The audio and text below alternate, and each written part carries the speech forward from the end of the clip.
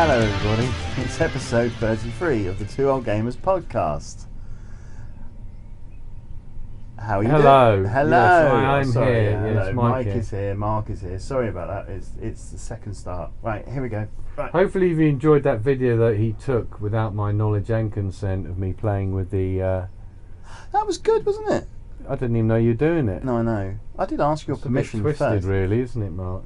Filming someone when they're not... What's the basis for a new film for you? Yeah. Okay, right, so we've had E3. E3. We could go what's in store, but I think that really factors into... Oh yeah. I think we won't bother with go what's in store. If you want to know what's in store, bloody look yourself. Look yourself. There's no, because it's an E3 special. What's in store is very easy though, isn't there? It's literally, there's been a couple of good E3 sales. They're still going, and there's some good deals. Buy what you want. And what we'll do, we'll mention some of those things in the rest of the podcast. Yeah. Okay, so let's go on to E3, and then we're just going to try and briefly dissect it for you and just bring out some of the highlights. Right, so E3... And some of the grumbles I didn't pay as much attention to E3 as previous years, just because there's too much to take in. So, it all kicked off on the Saturday with EA saying, we're not going to E3, we're having our own little thing across the road from E3 called EA Play. With a bunch of... rent-a-mob people. Yeah, some hired people to scream and shout and looking excited. They did have one game I might be interested. Well, there's two games that I'm interested in. One of them I've already pre-ordered. So. That'll be Madden. Yes, this Madden 20. Madden. Just Madden NFL 20 looks good because... I didn't really pay attention to No, that. basically the main thing they've added is that when you've got, in quotes, a star player, they've actually given them buffs that normal players don't have. Yeah. So if you're Antonio Brown for the Oakland Raiders, you're going to have a buff to be like, always catch the ball, in one-on-one or something like that. Right, okay. So they've actually... And I like the idea because it means that when you play against another team and you know who their star players are, it actually feels like some of their character is in the game because of the particular buffs they've created. So for an NFL fan like me, I'll get... I want to really. They've got rid of this. Unfortunately, there's no story. Remember, they had the story mode called Long Shot. Yeah, they were really good fun. I enjoyed those. They were good, didn't they? They had famous actors. That Mahershala Ali was in. Oh, was he? Okay. Sorry, ruined the podcast. Anyway, so they haven't got that, but they've got a franchise mode. Oh my God. Sorry. And so I want to get into the franchise mode. I mean, Paul did say he was going to get Maddens. And also he's probably going to buy 20 extra controllers for all the ones he's going to throw through the TV set when I beat his arse. So. That's what they need to do. So rather than they need to come up with some sort of subscription service that provides you with new controllers on a regular basis. Yeah. Maybe Google could do that. Call it Controlia. Controlia. Oh no. Yeah. Let's not. No. We'll talk about that. Okay. So the only other thing really of interest at EA was Star Wars Jedi Fallen Order. Yeah, and I thought in what you saw, it looked alright. It looked like Jedi crossed with playing it Uncharted, single player focused game, cool combat, which, like you say, any combat game, any combat like that, you need to have. It looked a bit boring on screen, but you need to be playing it to understand what the control scheme is. Because I think it's going to be more Dark Soulsy. And if it is, that's great. Force powers look brilliant. There was a bit where he grabs the guy, freezes the laser bolt in the air, grabs the guy, the stormtrooper, and then puts him in front of his own laser bolt, so he shoots himself in the back. There's a bit where it sort of slows time down. A little bit of sort of Max Payne-ish going on there. So I actually thought it looks like something. It looks like if you want a Star Wars game that isn't a Lego game, which are the best Star Wars games, then EA played it safe. They played it totally safe. I mean, literally, the rest of their conference, from what I can tell, was FIFA 20. We've put a five-a-side FIFA Street mode in it called Volta. Madden 20's coming. Apex Legends is losing players, but here's another season of it to get people back. Yeah. And Sims 4's still a thing. They're adding magic and an island. Or something like that. It makes me realise that's possibly why they cancelled the Amy Hennig one, because they thought, well, single player Star Wars, we quite prefer this one rather than. I don't. No, I think Respawn are picking up the slack. Oh, okay. I think that because they fucked up Battlefront so much, and Disney was so pissed off, and also the amount of Uncharted-esque type stuff in this game, climbing and stuff. How much of this Fallen Order game is the remnants of Amy Hennig's? I don't know. Star Wars game. Were Respawn involved in? Oh, No. I suppose, would they? They'd have the rights to the assets, wouldn't they? They might. Yeah, they might have taken large chunks of that. They might have cannibalised it. Yeah, put new characters in. Okay, so it looks interesting. It's out in November, early November. Is it 16th? It's out the exact same day as Pokemon, 15th of November. So it's a bloody expensive day. I've heard that some people are not that. Okay. Yeah. We'll get into them. Right. Yeah. So that was EA. Yeah. It's played it safe and boring. Mm-hmm. So let's go on to the next day, which was Microsoft. So I've got this. This is in no order because I didn't watch the conference, so I'm just. We got 60 games to show you today. I mean, Microsoft. Xbox Game Pass exclusive. They knew Sony weren't coming, so they went for it, didn't they? And they did I'm sure they did the bombastic Microsoft announcements and things like that. But I mean, the thing that everyone's talking about from that, isn't the announcement of Project Scarlet, which they skirted around the specs, and there's rumours that PS5 is actually more powerful, which will. At one point, the world's most powerful console is not Xbox. I can remember exactly what they said, but they said they're using solid state technology with an added SSD drive, and that's the same thing. So that's what I thought. Really, really vague tech specs just to make an announcement. They said it was. Fine. They said it was something stupidly. 12. That's it. They said 12 times the power of Xbox. But I didn't quite catch what it is. Xbox One X or Xbox S. Xbox. Or just Xbox. Yeah, could have or been. The original Xbox. But what I'm saying is, it's about a terabyte in term. Sorry, 1 teraflop for the original Xbox. Yeah. One. So if it's 12 times, so they're talking at 12 T-flops. 12 T-flops is sort of nearly what I get from my 1080 Ti. I'm glazing over. Just saying, my 1080 Ti was 700 quid. So if they kick that box out at that price of $500 or whatever it's going to be, no one knows yet, then it's good value. Right. Let's get all the other stuff out of the way before we get onto the good stuff in Microsoft. Halo Infinite. There was a new movie. It's launching with the Scarlet. It looks like Halo, but better. I don't know. Well, I have a point to make about all this stuff. Halo without Bungie just doesn't seem like Halo to me. Alright, yeah. What's your point? Well, we might as well say it now, just to cut to the chase. You're going to go Stadia, aren't you? No. Oh.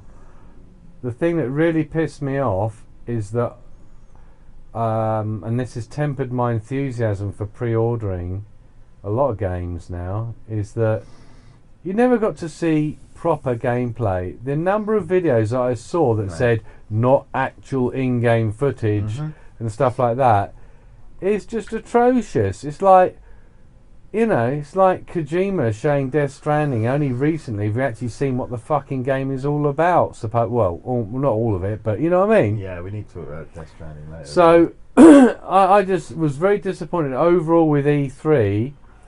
Apart from a few people like Nintendo that did a really good direct and things like that. But I'm just saying, overall, you need to take a lot of these announcements with a pinch of fucking salt, because none of them, bar a few, actually showed someone. I don't think I even saw one person with a controller actually playing anything. I think that's because in the past there's been backlash to staged controller stuff on conference stages. Ubisoft are.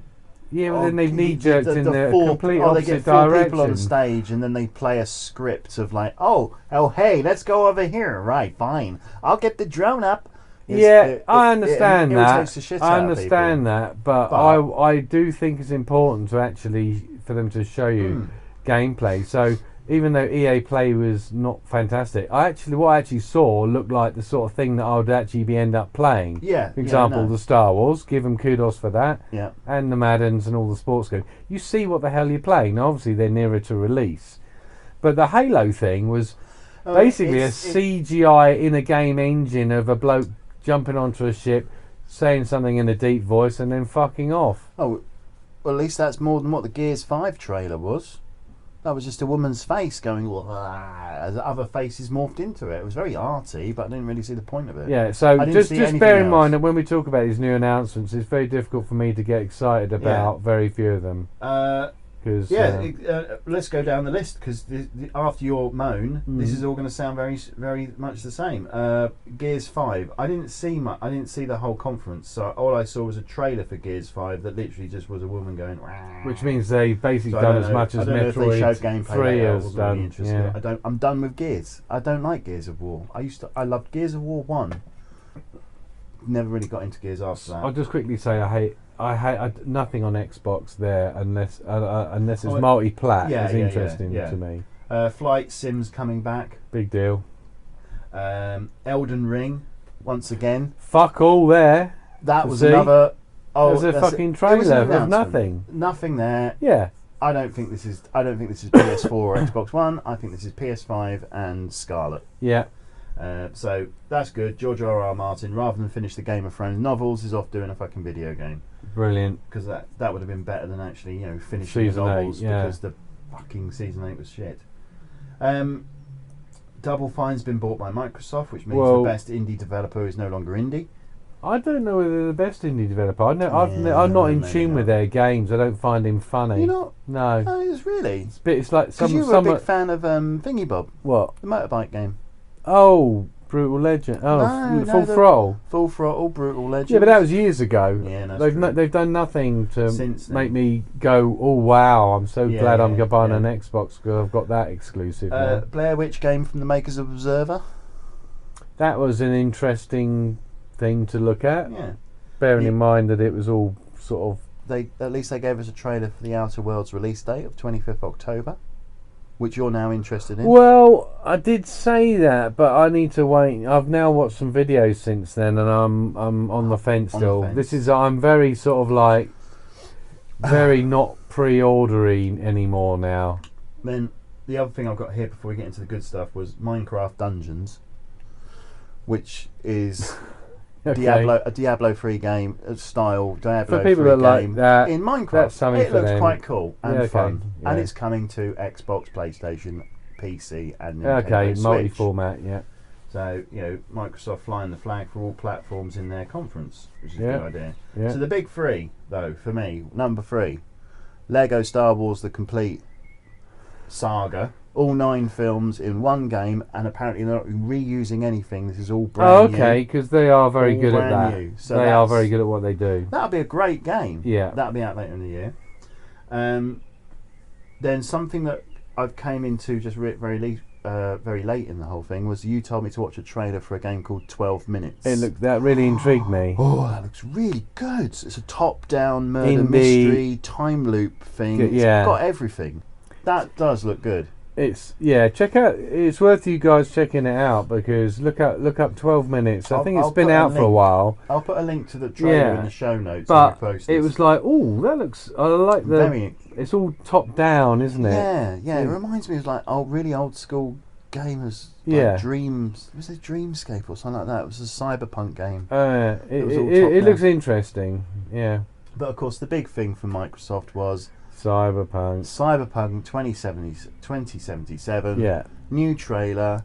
A release date of. Did that have gameplay? 16th of April 2020. I think. Sort of had in-game cutscenes. In-game cutscenes, sort of in-game. Yeah. And then the big announcement is Keanu Reeves is in it.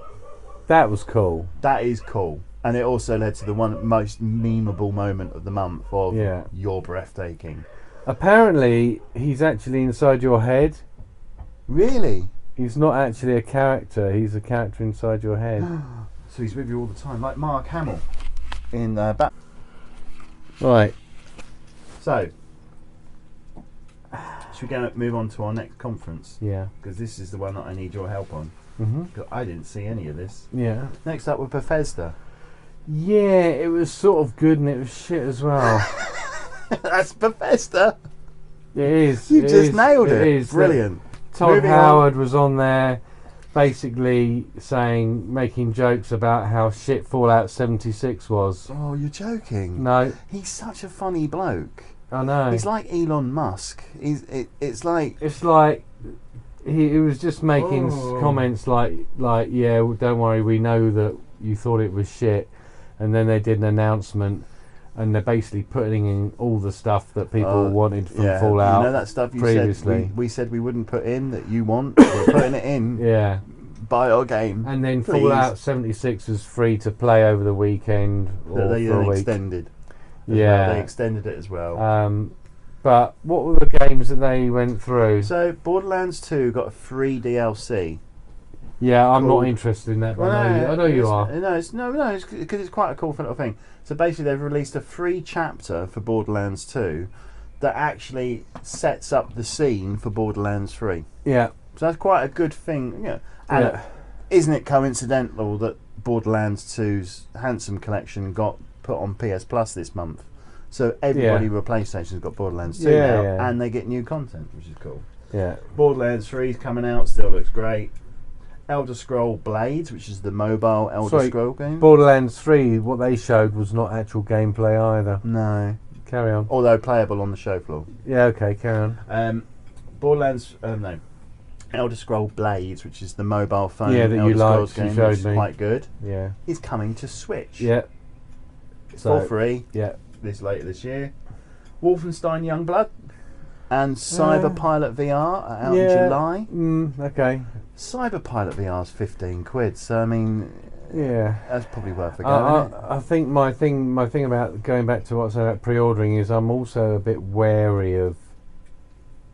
I don't know. Maybe I'm changing my taste and I'm trying to get a bit more selective in my old age. Well, yeah. Okay. Maybe.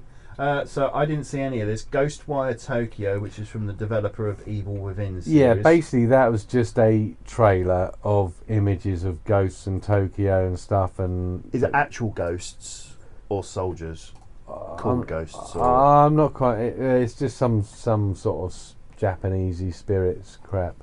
Right. Yeah. Okay. Oh, okay. Oh, right. No gameplay. Not like Fatal Frame or anything like that. So it could be anything, you know. Deathloop. I didn't see this either. This is Arcane, the people who did Dishonored. They've got a new game out called Deathloop. Deathloop didn't really make any impression on me. And then Doom Eternal. Yeah, which is Doom. So that was Bethesda. I think you just nailed it. Yeah. It was good, but shit. Yeah. That's Bethesda. Full stop. Yeah. Well done. Okay, next one. Ubisoft. Now we always love Ubisoft because Ubisoft are usually the highlight of E3. But they weren't. This year, it was boring. They phoned it in. Yeah. I mean, this is proof. This is the Ubisoft conference. Was the point where I went. This is the end of the generation. Yeah. We're waiting for PS5 and Scarlet now because Ubisoft haven't got anything to announce. Other than the fact the most annoying thing that everyone seems to be announcing. It's a fucking streaming service. So for that Uplay Plus, is it actually streaming or is it like a subscription-based thing for Ubisoft games like Origin? I think that is a subscription-based thing for Ubisoft, but also it ties into Stadia. Okay. Which we'll talk about. Talk about later. So Ubisoft's highlights. Yeah. Definitely Watch Dogs Legion. Finally announced. Actually seeing what was going on, initially I was really like, wow, that was the most impressive thing I'd seen. Because I think the rendition of London was fantastic. Camden looked great. It did. And it's this game where, like Watch Dogs, which is like hacking and stuff. You go and hacking stuff. But basically, the idea behind it is that the revolutionary idea is that any NPC can be sort of recruited, and when you recruit them, they've got their own voice and they take on missions, and they get permadeath as well. So you build up a roster of people rather than just having one character as your main protagonist, and it's very clever what they're doing. Very clever, and I love the fact that also, because I mean, in Watch Dogs, you've always been able to scan people, and it told you what their occupation was. But now you can actually that's useful. Yeah, that's right. You know, that is actually the whole point of it. I think it looks good, but some people are a bit wary of it, saying, well, if you're not going to be invested in a character, but then other people have said, well, if you think of like XCOM, you get a character, you develop it, and then he gets killed. It's a little bit pisses you off when they die. But if you think about it, the Watch Dogs series, its main problem has always been its main character. Correct. People did not like Aiden from the first one because he was too gruff and moody. Funnily enough, I actually quite enjoyed Watch Dogs out of all of them. Yeah. Some people didn't like the hipster vibe of Watch I tried Dogs to get into it because those characters were fucking annoying. They were. So why not have no main character? Yeah. And you build up a repertoire of characters, and the ones you like are the ones you hold back for good missions. The best thing is if they don't go down the Dick Van Dyke route of making out that we're really Cockney, call blimey. Yeah. It was a bit There was one accent in particular that was not good. Call blimey. Yeah. Get down the apples and pears, darling, will you? Before I clock you one. I do like the setting. I mean, not just London, but a post-Brexit London. Yeah. I mean, isn't it funny that the developer with the French parent company is making a post-apocalyptic Brexit game? The thing I found most surprising was that we all know that there's not a lot of guns generally available here compared to like America and those sorts of places, but they got round that by having almost like a corporate society with drones with guns on them, and so people are having to get weapons to fight back. The only thing about Ubisoft seem to do trends though in all of their games, don't they? Like whether it's radio towers to do every single fucking mission, unlock all your missions. They seem to be into drones at the moment because Ghost Recon Breakpoint is also all about a big corporate company that's making lots of drones. Yeah. So they do have cross-pollination in more than a few ways. But if you look, it's worth watching the trailer. I thought it looked stunning. I was absolutely gutted that then it was a March 3rd, 2020 release date. I really thought it was going to be this year. I thought that was going to be Ubisoft's big game. I think Breakpoint's the big Ubisoft release this year. Which, after we've played Wildlands, and you've now played that to completion, are you going to buy Breakpoint on release? No, because I'm not. Because I'm a bit like Yakuza out, where you've sort of spent so much time. I spent a lot of time in that game. Yeah. And I'm like, I need something else. I need a palate cleanser. But we know full well now that Wildlands, when it was released, was a mess. Correct. Why would you buy that game on release? Wouldn't you rather wait a year? Yeah. No reason not to. I mean, if you were someone that got into Wildlands originally and stuck with it, then you would be hungry for a new one. So I can, and it does look okay, but I don't. Even though they showed all these things of like repairing yourself and you're being hunted, I don't think it's going to be that much different than the original. No. So I'm not pre-ordering that. I actually then got into the technical beta that was after shortly after E3, and I played about 10 minutes of it. Yeah. And I thought, I don't want to play any more of this because it's a technical alpha, essentially. Yeah. It's low quality only textures. They haven't got any high res textures in there at all. Everything looks muggy and horrible. I thought, I feel like I'm doing the game a disservice by playing it in its current state. So it's something that I think we'll probably maybe attack when it's in a sale. Yeah, I think so too. Yeah. They then went on to the Division 2 and showcased the rest of the year's content, which looks good. It should be because I fucking paid for it already. But they still then said, "Oh, the Pentagon's coming," but they didn't confirm whether or not it's basically underground or not. No, which I think they needed to do. Yeah, they need to tell people that something's coming that will at least live up to the original. But I think the big thing is that releasing that the final part of the story, this year, is actually New York. Yeah. Back to New York. There were hints of that. And that's like, well, that's great. Yeah. That's what it should do. And there was hints in the storyline of now that we've taken Washington, we can take the rest of the country back. Well, maybe year 2, that's what they need to do. Louisiana. I'm wondering whether they're going to factor in some sort of survive mode. It's like a manhunt thing. Well, that look. They're on the beach scavenging to start off with, weren't they? Yeah. Yeah. Well. Anyway. I need to go back to the Division, but I just can't be honest. I did reload it again. I went in and I thought, no, I'm max level anyway. I'm just. They've released a new specialisation this week. The Gunner came out, which the we get mini Gunner. Free bow. Yeah. Well, I don't because I'm not even level 30. Yeah. So forget that. We'll go straight on to their finale because this is it. This is all they've. Rainbow Six Quarantine. Once again, your favourite thing. It was a trailer. Of some bloke being chased by some unknown thing, and some soldiers coming in and fixing him up. I was like, that wasn't a game. It's meant to be a cooperative game, isn't it? And they finished with actually the same thing again. Yeah, did they? A trailer for a game, Gods and Monsters. Which looks like Zelda crossed with Odyssey. Yeah. And I like the look of it. You're not so keen. No. But I think, then again, you did 275 billion hours on Odyssey. I've deleted Odyssey now, by the way, even though I didn't finish. I killed Cerberus, and then I got to Hades, and I'm like, I've done enough of this. It's that time of year for me. I'm just like pissed off with everything. So, Gods and Monsters. I think, you're being really cranky. I am. Gods and Monsters is coming to Switch, and that's the reason why it's gone ding for me. It's like, that's fine. I'd quite like if it's like a low-powered Assassin's Creed Odyssey on Switch. I could do that. That'd be cool. Yeah, that's it. Where was Skulls and Bones? Where was Beyond Good and Evil 2? That's exactly what I thought. At all. No. All these big games they've been harping on for the last few years. That's because they're going on PS5. Not there. Anyway, or Stadia. This is going to be really quick. Yeah. Square Enix then did a conference I completely forgot about. Middle of the night. Square Enix. This is actually my game of the show that they showed. I don't think so. Final Fantasy VII Remake. Fine. Okay, fine. Sorry, you don't tell me you forgot how amazing that game looks. No, Final Fantasy VII Remake.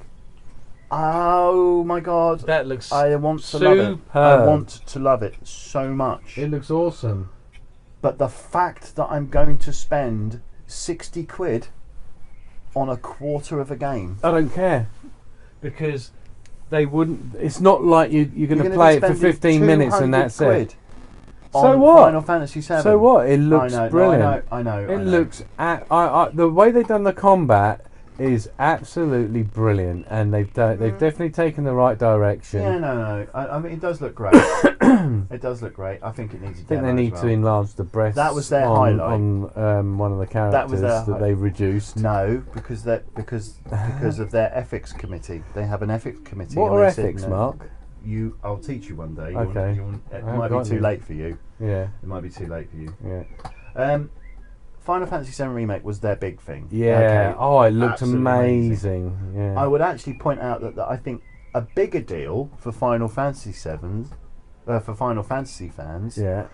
was the announcement of Final Fantasy VIII Remastered coming to all platforms, because I don't know much about that. All of the Final Fantasy games have come, been ported to new platforms. Yeah, since they came out originally on PlayStation, apart from 8. Right. And the reason for that was because the source code for the game was lost. Really? So it's not easy to then port a game from. Surely they get the code on a game disc. No, it got lost. It got destroyed by accident, and the game code was lost forever. Right. And it made it a huge investment to remake it. So they've remade it. Yeah.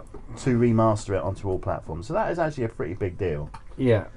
But Final Fantasy VII is my game of the show without a doubt. Oh. It's the one that I looked at. Gameplay. Yeah. Proper fucking gameplay. Looks great. And it looks gorgeous. And I really like the way they actually showed in a clear way what the combat. It looks like, yes, I could get into that combat. Yes, absolutely. Looks awesome. I can't wait. There was a couple more announcements. They did Last Remnant, which is a beloved. That got released on that day. Straight away that day on Switch and everything else. You played that game, Last Remnant? No. I remember it. I'm sure I might have even bought it, but never played it. Yeah, me, I get confused with JRPGs around that era because there were so many of them. Like Lost they all look the bloody same, like. don't they? Yeah. Final Fantasy Crystal Chronicles coming to phones. There was a game called Outriders. I didn't see anything about. It didn't interest me, so I didn't bother chasing it up. Yeah. But their big reveal, their huge, massive reveal, is after showing a trailer 3 years ago, titillating an Avengers game. They showed the first trailer and apparently gameplay footage of the Avengers game. Biggest disappointment of the show. What a crock of shit. It looks awful, doesn't it? It's done by the people that make Tomb Raider. They fucked it up. I mean, they fucked it up. I think those characters don't. They look shit. I don't care if you don't want to make your game part of the MCU. That's fine. I can understand that because you can't afford the licensing, the likeness rights of all those people. Fine. Make them look like the fucking comic book then. Yeah. 4 looks like he's just shoved some aluminium plates on his chest and gone to a fancy dress party. Yeah. Black Widow looks like a boring old Doris housewife. Looks like she looks like a Russian. I suppose she does look like a Russian hard-case nutter, but that's not what you want from Black Widow. A male one, yeah. Tony Stark, the Iron Man suit helmet is wrong, and then he takes it off, and his face is even more wrong. Yeah. But it's all right because as the trailer goes on and Captain America dies, he gets upset, so he grows a mullet as well, which is even worse. I mean, they introduced this, in quotes, amazing voice cast, and I was expecting to see like film stars, and it was just VO actors. And then they've been used in hundreds of video games already. And sorry, then Nolan North. The worst one, Captain America. Oh my god, yeah. They've put him in riot gear. He looks like a heavy from the Division. Yeah. He does not look like Captain America. I think they were possibly really shocked at the blowback. And apparently, they have given an interview to Eurogamer saying, "We know about the blowback, about the appearances. We're not changing it." Good. Well, I hope they enjoy not selling the fucking game. Because that's shit. And then it's. I've heard also rumours that people that played it. That's not what people want either. People played it as well and they weren't impressed with it either. Totally. I mean, the only person they got right. That's one of the biggest, most anticipated reveals, and it was shite. Isn't it? The only person they managed to get right is the Hulk, but that's because he's big and green and wears purple trousers. You can't get that wrong. I'm surprised they didn't make him look like Lou Ferrigno. There was a second release trailer. There was a second trailer they showed that did the release date that shows Hank Pym, Ant-Man. Yeah, A, not being Ant-Man, and B, not looking like Hank Pym at all. So that is. I would say that game was the worst game of E3. Oh, I would agree, actually. The worst game of E3. Because did they actually show gameplay on that? It was on the show floor, but we never got to see it, did we? No, the trailer, there's snippets of gameplay in that trailer. Oh, okay. Right. But I don't know how much of it, what was gameplay, what wasn't. Anyway. Was it just me, or did the colour palette look washed out? Mm-hmm. It didn't look very. It didn't look vibrant or interesting, did it? They're going for realism in their superhero game. The man that turns into a green monster. In their superhero game about green gods and monsters. I think someone's fucked up big time there. Who's in charge of the art direction? I can't believe that start stuttering. I can't believe the developer that gave us the new rebooted Lara Croft and how good gorgeous, expressive, a character they made that person. I mean, the character became someone you cared about. Has turned in these wooden ass marionette puppets that are meant to be your most beloved superheroes. It almost looks like an early cheap CGI movie, doesn't it? It looks like a CGI from an Xbox game. Yeah. That's how bad it is. I mean, it's terrible. But let's move on to greater things. Yeah. We're at the final one. This is it. Yeah. Nintendo basically then did 40 minutes of announcements, killed it, won E3 as far as I'm concerned. My second favourite game actually is on here. Really? Right, let's go through it. And it's not the one you expect. I've got the whole thing here. Well, let's just talk about the good ones. All right, go through it. I'm going to go really quickly. All right. First announcement: Dragon Quest Hero is coming to Smash. Yay! All right. Dragon Quest 11 Special Edition is coming out in late 2019. That's going to be good. With new quests and new stuff and new monsters. It's right, the looks really edition, good, isn't it? Yeah. Looks really good. Straight into a wonderful little side gag about Bowser. Oh yeah, that was so embarrassing. So good. Then on to Luigi's Mansion 3. I didn't see a lot of it, right? And oh yeah, because your stream didn't show it, did it? No, and I'm a bit like I need to wait and see. I think Luigi's it's only going to be 37 great. quid on cartridge anyway. It looks great. It's Luigi's Mansion 3. I saw some of the gameplay and I thought, am I really going to play that? It's set in a hotel. There's new moves. It looks great. They're introducing Guigi. I mean, it's one of the reasons I rebought my Switch was to play it. So I guess I need to get it. They moved on then straight away to a game that I really like the look of, Dark Crystal.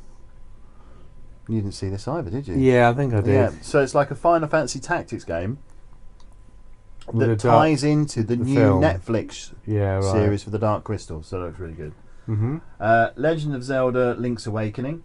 That's my second game That's my second best game of the show. A, it's gorgeous. Yeah. B, it has a dungeon builder in it. Yep, you can share. Is that right? I think so. Yeah, I'm not too sure. Or maybe they have to be next to you to play it because that's pretty amazing. Nintendo Online is pants. And it just and it's got one of the best amiibos that I've ever seen, which is the little Link from the game is now an amiibo. For me, it just ticks the box that I love the SNES version of Legend of Zelda. Yeah, it does a really good job of capturing that spirit, Link to the Past feel, but also the Game Boy game, and it's identical. There's a Digital Foundry video. At the moment, comparing the Game Boy to what they played at Nintendo. You can probably flick a button and it goes to old school graphics. No, it doesn't. Oh, okay. But literally everything is placed identically. That's been done before, though, isn't it? On something where you can flick a button. All of the Monkey Island games and all of the sort of like Lucasfilm click games you could always flick through. But no, when is that going to be released? 20th of September. Oh, 20th of September. Yeah. When's Luigi? 2019. No date yet. Oh, okay. 2019. Then we went on to Trials of Mana, which is a remake of a Mana game, and World of Mana. Not really interested. But there's lots of people out there that like those sort of games, and that's really a bit like good. me in Yakuza games, really. Then they went straight into The Witcher 3 Complete Edition. That was on the Switch. I was like, well done, boys. I don't know. I know. Obviously. The only thing I'm worried about is the menu system, because the menu system was very PC centric, even on the PlayStation 4. So hopefully they'll fix something on that menu. But to get The Witcher playable on the go, that's a top. They've done, and now all the DLC going to be all the DLC, and it's going to be downgraded to fuck. There's no way on earth you want to play that on a TV screen. I mean, to be honest, I have to admit now I don't put my Switch on the TV at all. No. I put it in the dock to charge it. For people that want it, I think that's great. Yeah, I think The Witcher 3 on the go, though, portable, I'm probably going to buy it for that, just to play it on the go. You just want to play it just to fucking see what's going on there, don't you? Yeah. You just want to fuck... what's the name? Pauloff? No. What? No. What's that woman's name with the dark hair, the fit one in Witcher 3? Oh yeah.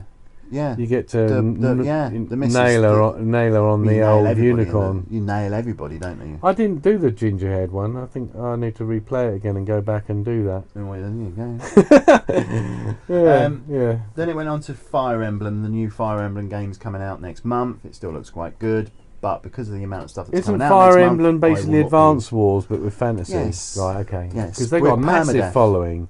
Advanced Worlds in a fantasy setting with permadeath, right, and a lot more characterization. I mean, Nintendo are knocking out the park for their audience. Here comes the first swing and a miss. Yeah, Resident Evil 5 and 6 are coming to the Switch. The weakest of the Resident Evil games. Although I like 5, I played it to the finish. You can't defend 6. I've not played 6. Oh, 6 is awful. Did you finish it? No. Well, then you can't knock it then. You had 6. You played 6. I have got it, and I want to play it. I thought you played 6. No, when it came out hardly on any of PS3. it. Hardly any of it. No More Heroes 3. I don't care about. By the way, I've heard that Res Evil 4, my mate Burhan, who I'm not going to say, he's actually done a bit of a dodgy what's it.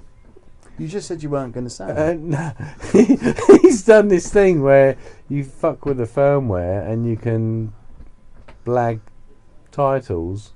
You're still saying it. You said you. All I'm saying is, but he's done it so that he can try stuff out. Things fall down onto his Switch. Yeah, from the heavens. We don't know how. Yeah, and anyway, he's tried Res Evil 4, and he said the controls that don't work. They're not good. He didn't like it, and he's a massive Res Evil fan. He had some game. What do you call it? So, what's the Crash Team Racing? He had that like on beginning of the week before it's even released. Well, Apparently, allegedly. We don't know through magic. Anyway, so he tried a few games. Mortal Kombat 11 he tried out. He wasn't so keen on it. So he's basically Switch port is not very good. No, so basically he's using it to try stuff out, and he says, "Oh no, I'm going to buy that one and stick." So he's going to buy the originals. Yeah. He's sort of that's what we used to do with our Xboxes. This person that is a figment of my imagination. Yeah, it doesn't happen. Anyway. Next, so Contra Rogue Corps. Didn't really do anything. No, there's a collection of them. Daemon Ex Machina. Don't like the look of it. I'm past all these old school types of games. Yeah, carry on. Panzer Dragoon. No, it's a Sega game. I never ever played that, so it's quite a good game. It was a Saturn game, wasn't it? Yeah, and it's like modern day Space Harrier. So it's quite cool. Yeah, graphics looked a bit shite though, didn't Pokemon they? Sword and Shield, they showed a little bit more after they did a 20-minute direct the night before. And I've heard there's been some blowback against that by a lot of people. Happy because you cannot catch them all. No. But if you think about it, this game... Is that because you have to buy both? No.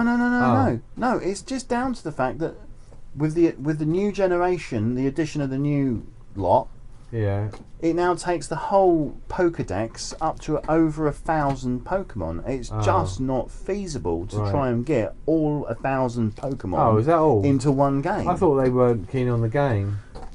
So people are upset about that though. Astral Chain looks quite interesting. I don't think I'd pay full price for it. That's that Platinum game set in Neo Tokyo where you chain monsters to fight your bidding and all of that. Oh, okay. Empire of Sin. John Romero's making a top-down mafia interesting game. The trailer kind of hinted that there's like a territory thing going on as well. Yeah, it looks a bit like Mafia. Yeah, I like the look of that. Yeah, I do like the look of that for next year. Then we're going to kick into the real Marvel game. Marvel Ultimate Alliance, out next month. That is how you do a Marvel game. And the characters look like the comics. They look like the comic books. You've got every fucking character you ever want in there. Why the fuck did Crystal Dynamics make the Square Enix one look like the comic books, for God's sake? I can't believe this has been made by Team Ninja. Ultimate Alliance 3. Oh, yeah. Yeah. Did that fantastic game, Dead or Alive Beach Ball. Exactly. Beach Volley. Season Pass will include more characters from the Marvel Knights series, X-Men and Fantastic Four. Do you know, I nearly thought about importing that on the Switch. Isn't there a VR one in Japan? Oh, there is. Dead or Alive Volleyball. I know about, but there's actually one for the Switch. You can get on cartridge. Yeah, where you can you can run ladies across the sand beach and they fall over with all their parts jiggling everywhere. And I thought, can you remember they used to do the one where they I thought, how much is it? And then I saw how much it was. I thought, fuck that, it's too expensive. Do you remember when Dead or Alive Beach Volleyball was actually about volleyball? Yeah, that's when you had it. Yeah, that was cool. But then that was swiftly deleted once you got a girlfriend. Yeah, it became a wife. Great game though. Cadence of Hyrule. I'm not interested in that. But I will go on to that. Is that I bought Crypt of the Necrodancer for £3 because of the E3 sale. That's a really good game. It's an interesting game anyway. Okay. Mario and Sonic at the Olympics. Yeah. Because apparently that's a really popular franchise and makes loads of money. It is. It's really popular. Yeah. Then we get into. I quite like it. I mean, I've always liked a track and field game that was done well. Yeah. Oh yeah. But generally, because those games have only been on the Wii and the Wii U. There's one of those released on PlayStation this week. Summer Games or something. Oh, probably. It looks pony. Yeah. It's really pony. Right, then the big one, Animal Crossing New Horizons. It looks amazing. It looks fantastic. There's more crafting involved this time around. That was the thing that everyone wanted to be announced, didn't they? It looks great. It's been delayed.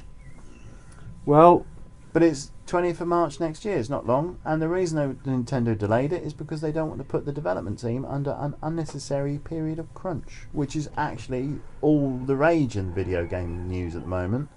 Unacceptable crunch. Well, let's time. face it. How many Nintendo games get released and they don't need much patching? It's very true. You know what I mean? Okay, Very they're not true. dealing with massive open worlds and all that sort of stuff, but that's something I'm going to talk about later. So then they went into a little video of showing games that are just coming to the Switch. There's a really cool one on there as well, isn't there? I think so. Alien Isolation. Yeah. Well, I think that'd be great on the Switch if it's you reckon? rumbling like fuck and you're playing it with the the handheld mode on the train playing Alien Isolation. You kind of lose all the atmosphere, don't you? It's a scary game where It's a even if scary you're playing game. it in a room that's Why have like they brightly lit, why, you know. What I would rather say is, why have the Creative Assembly made a Switch version and not gone and done a PlayStation VR version? Because no one would buy the PlayStation VR version. Because they'd all have cardiac arrest. Nobody is that brave. Yeah. So quickly going through this list of everything that appeared. Spyro Trilogy coming to the Switch, great. Hollow Knight's new game, brilliant. Yeah. Ni no Kuni. Yeah. I love that game on the PS3. Really want to get that. Is this number 2 that's coming out though? No, it's the first one. Oh, it's is the it? first game remastered. It's Because coming number out 2 to play. wasn't meant to be as good as number 1, was it? 2 was not meant to be as good as number 1. But number 1 is coming out on PS4 and Xbox remastered, but this is just the original game being ported to Switch, which is fine because it's on the Switch. Comes out exactly the same day as Link's Awakening. Bad move. Yep. Then it went into Minecraft Dungeons, Elder Scrolls Blades, My Friend Pedro, which is the gun ballet game that's out today. That is the top-selling game on Steam at the moment. I don't know it why. Looks really good. Doom Eternal's coming. The Sinking City is coming to the Switch, which is quite good. That's that Lovecraftian game. Wolfenstein Youngblood, Dead by Daylight, Alien Isolation, Dragon Quest Builders 2, Stranger Things 3, the game, which I would probably get if it's cheap enough, because the one they did for Stranger Things 2 was on iPhones, and it was actually quite a good little retro game. Just quickly, the Sinking City currently, if you want to pre-order that, is $59.99 for a fucking adventure game. No, that ain't happening. Catan is coming. Super Lucky's Tale's coming. Dauntless, which I was really surprised about, the free-to-play Monster Hunter game that just came out on PlayStation and Xbox. That's coming to the Switch. Yeah. Super Mario Maker 2, which is out next week.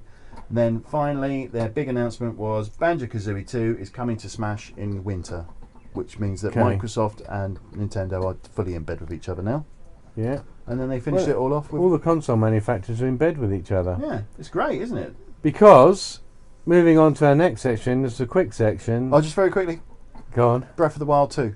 Oh yeah, they did Wow. Okay, well they didn't show gameplay. No, they showed enough. They showed something. They showed some footage with Zelda with a new haircut, and it's underground, and that looked like Ganondorf's corpse, and oh my fucking god. Oh, okay. Brilliant. And somebody played it backwards. So that was E3, folks. E3, done and dusted. the Devolver Digital video piss take of a direct was the funniest thing I saw over the whole. They're usually very good. Right, that's it. Done. Quickly, we've got to talk about Stadia very briefly. Do we have to?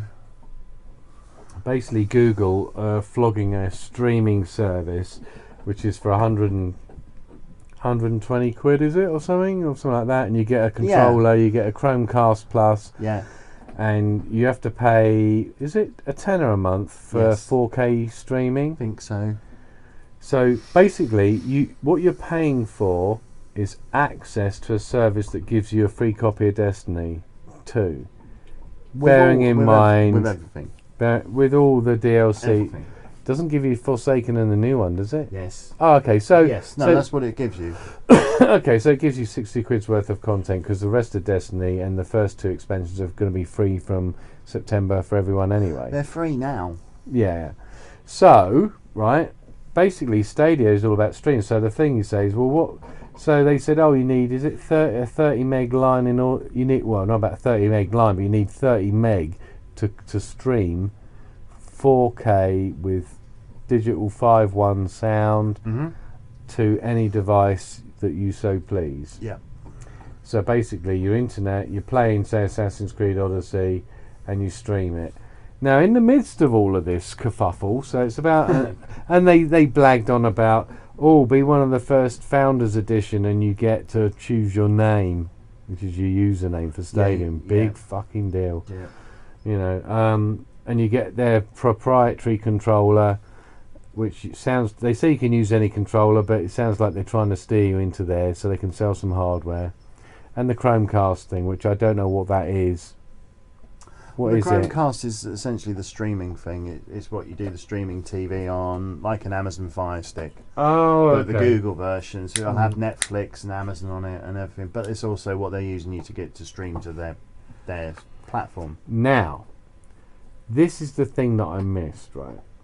I thought, wow, you can stream all these fucking brilliant games, which are basically, you know, ones that are out. A lot of them are Ubisoft Division 2, whatever. A lot of Ubisoft support. But I thought, what I didn't clock was that, yeah, you get that, but you don't actually get the games. You have to pay for the fucking games. Mm-hmm.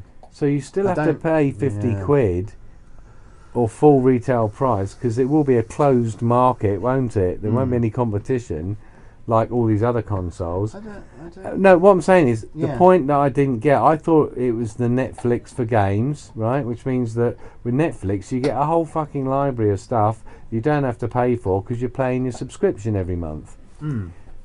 What you're paying for your subscription is maybe one or plus a load of old shit games, maybe a month, which call it PS Now, call it what it is, but you don't get any titles after that you'd normally have bought on a console. So what you're really saying is, well, I mean, let's face it, Xbox Live or PlayStation Plus costs 40 quid. You can get it for 40 quid. So they're then basically banging on a 70 quid controller, aren't they, or something? Yeah. So it's cheaper than buying maybe a £400 or £500 PlayStation 5 or an Xbox. But you've got to make sure you've got enough streaming bandwidth. Now, even if you've got a 100 meg gig line or whatever it is, if everyone else in the house is streaming YouTube and doing shit and on it, who knows what you actually get? Because we all know that everyone gets screwed on the actual constant data bit rate that they actually can get, you know. So I'm not sold on it at all. I want a console under my table, and I'm literally on the page, Google's store page now for all of this, and yes, so the Founders Edition, right, which is £119, gets you blah blah blah. So basically, it gets you the controller, which is a limited edition controller. Yeah, whatever. Which is a nice blue with orangey thing. Looks like a Google Chromecast Ultra for streaming it to your TV, and a Founders Stadia name, all for £119.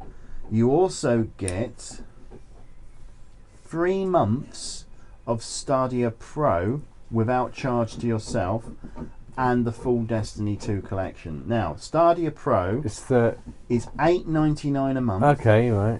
It allows you to stream up to 4K at 60 frames with 5.1 sound. And then it says, buy games whenever you want. Yes. So Stadia Pro allows you to buy games. Additional free games released regularly. Yes, starting with Destiny 2. Stadia Pro exclusive discounts on select game purchases. Yes. Next year you can go for the base edition. The base edition is absolutely free. It allows you to stream up to 1080p at 60 frames a second with stereo sound. You can buy games whenever you want. But you still got to buy the game. Still got to buy them. Right. Access to free games? No. Yeah. Stadia Pro exclusive discounts on selected game purchases? No. Yeah, that's... I mean, for me, Stadia is a waste of time. I live in the country and I have a 15 meg internet line. Yeah. I'm never going to use it. No. It's never going to be good enough. So it's just pointless. And the other thing, I mean, the big hook they say is you can play it on any device, but presumably you've got to have a Chromecast that plugs into something with your controller, haven't you? Well, yeah. So look, I mean, we can remote play into our fucking PlayStations on our phones. Look, I think. Look, hang on. Can I? Oh, it's offline at the moment. Wait, can see if I can. If you left your PlayStation on, I can now with this new app that I've got. Yeah. I can log onto my PC. Yeah. And launch Steam. I saw an interesting video, and they were sort of taking the piss slightly, just saying we don't know who this is for. No, now, I don't. That's a good question. I actually almost feel anti it because I feel like that it's being pushed down your throat. That you've got to go, no physical this, but no physical anything. You say it's not. You don't know who it's for. I think it's for Americans with very fast connections. I mean, and you do get to play Google fans to the same way that if Apple were doing this, the Apple fans would buy it no matter what. How about the people that only buy PCs for games? It would be appealing to them, wouldn't it? I mean, for people who buy... for people who... Because you get fully ray traced, you get like the sickest console graphics card version, presumably. It means that you will get the best version of the game without having to upgrade your graphics card every 6 months. Yeah. But most people that I know who are into PC gaming, part of the joy of PC gaming is the installing the new bits and then testing all the new shit. And fucking around with it. Yeah, and fucking around and with the settings. PC does a lot more than just play games. Yeah, and productivity stuff. That's why I got a PC. Slapping a piece of circle with an HDMI thing in the back of your TV that's not like it's not owning a console, that's not owning a thing. It's just like, I don't think the Netflix for games is this. I think the Netflix for games will be something else. Yeah. Anyway. I know someone's got to be, in quotes, first, although they're not the first. But they may be the first serious contender, and obviously Ubisoft are going balls deep with them, aren't they? Yeah, but Ubisoft are sort of like, they do... they're very let's face it, they supported the Wii. They supported the Wii U. Yeah, I mean they're very forward thinking. They will support anything. Yeah, who would have thought that? We're talking about a company that produced Starlink and made the Switch version much better. They made a Mario Rabbids game. So that, okay. Ubisoft are progressive. We'll have to wait and see. But all I can say is that I will be buying I will be buying a PS5. Because you don't get VR on Stadia. Well, yeah, exactly. You don't. Oh my god, you'd never do VR on Stadia. No, exactly. Because if the frame rate dipped or anything like that, and you got it right in front of your face, how about all the light gun? The move controls. I mean, I'm really looking forward to the next iteration of VR on PlayStation 5 as well. I think that's with the resolution and power. They're already saying that the PlayStation 5.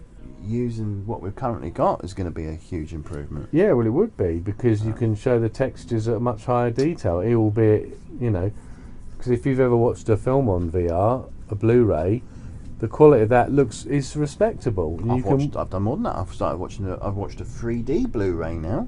Yeah. I bet it's amazing, isn't it? Really good. Because they've added 3D to the media player now, haven't they? I watched Dread.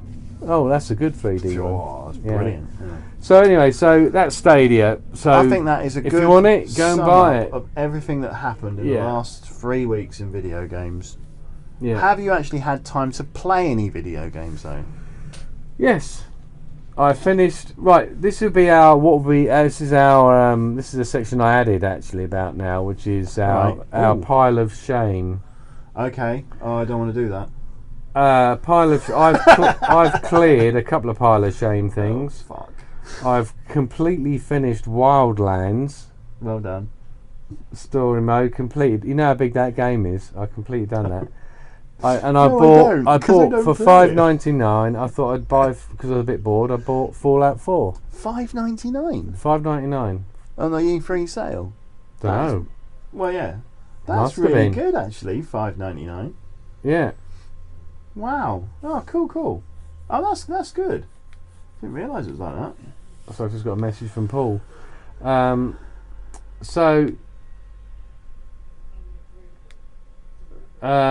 Basically, I've started Fallout 4, and I actually managed to get Paul into it. Though he's just told me he's starting a brand new game because he got frustrated because he blew all of his money or whatever, all his resources and stuff. But you know, it's good. I'm really enjoying it. I did actually go a bit too far south and ended up in an area where I was just getting mullered all the time. Yeah, that's the trouble with Fallout games. If you go somewhere you're not meant to go, you pay the price. Yeah, well, I did, but I managed to pick up a nice chess piece that gave us a bit of arm. But I like Fallout 4, and for $5.99, it's my deal of bargain of the month. That is a bargain. Yeah. What else? I actually restarted Yakuza 6. Restarted it? What? I just thought, just brand new, start a new game just to play the story again. Right. And I was playing it last night, and I'm like, this is absolutely brilliant. Mm. It is one of the best Yakuza games going. Because once you get to Onamichi, it's like, what a beautiful place. Was great. So I'm just playing the bit. I'm not going to do too much of the extracurricular stuff.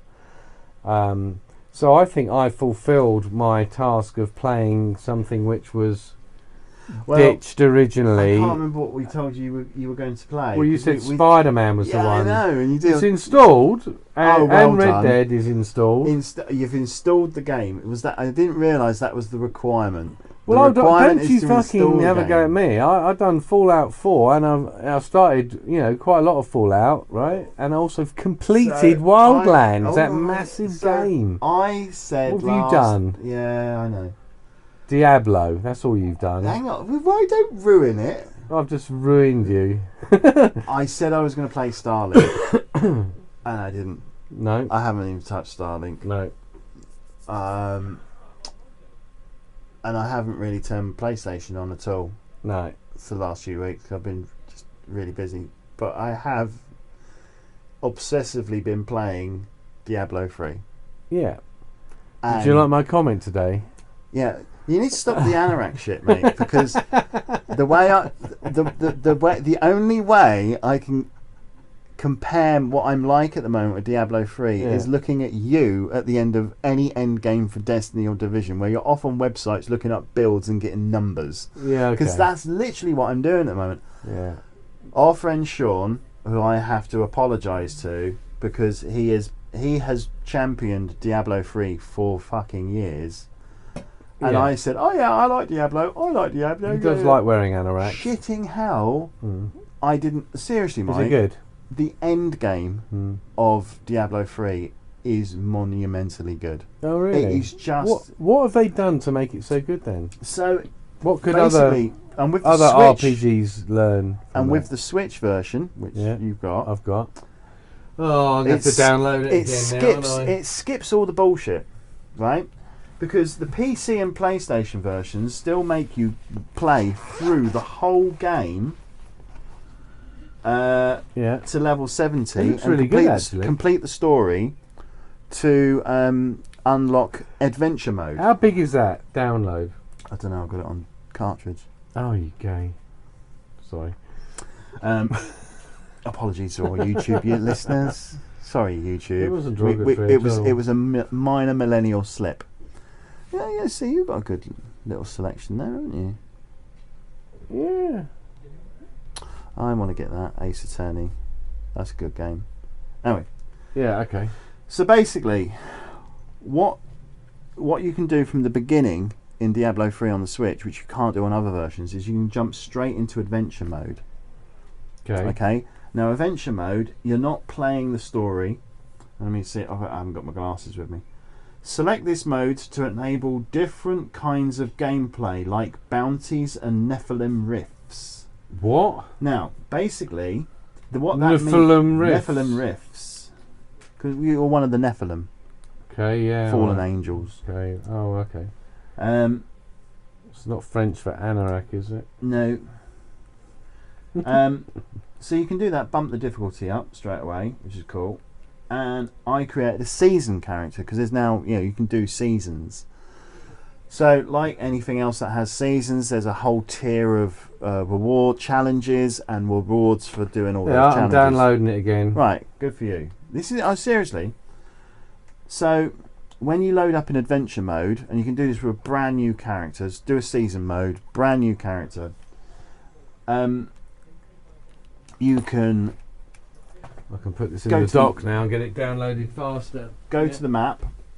Yeah. And you'll see that there's bounties around the map on all worlds. So you can go to all 5 chapters of the game at any point and do bounties. Okay. Right? And the bounties can be like, kill this character who's not a boss, it's just a random elite in a map. Kill that character. Or clear a dungeon of all enemies. Yeah.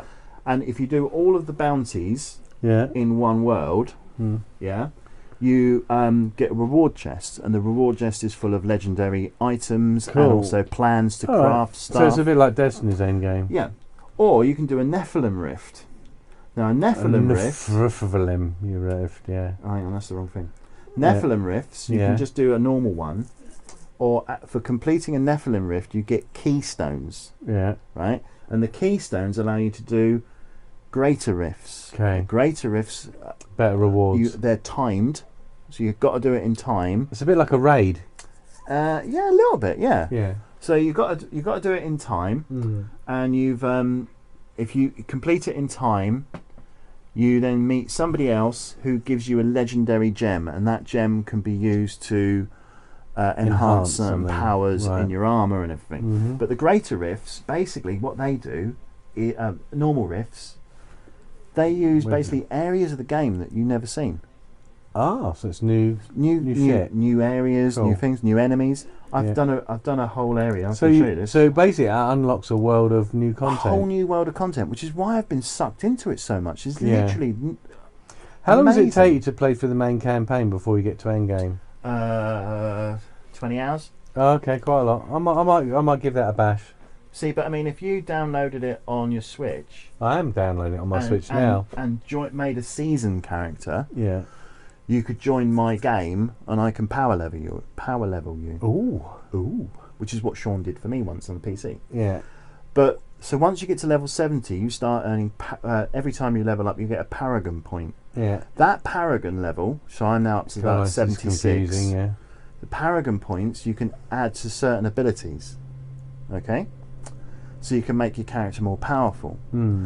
That doesn't just tie to your character you're using, that ties to any character you then create. You can then immediately power up with these paragon points to make them powerful. So you can play different classes, because there's loads of different classes. What would you suggest is a good starting for me if I'm starting it? Do you prefer close combat or ranged? Because basically I would say you're probably better off with a barbarian for close combat or demon hunter. I do like, you know what I'm like when I play first person games, I like going there and shooting in the face with a shotgun. So go for a barbarian. Right, okay.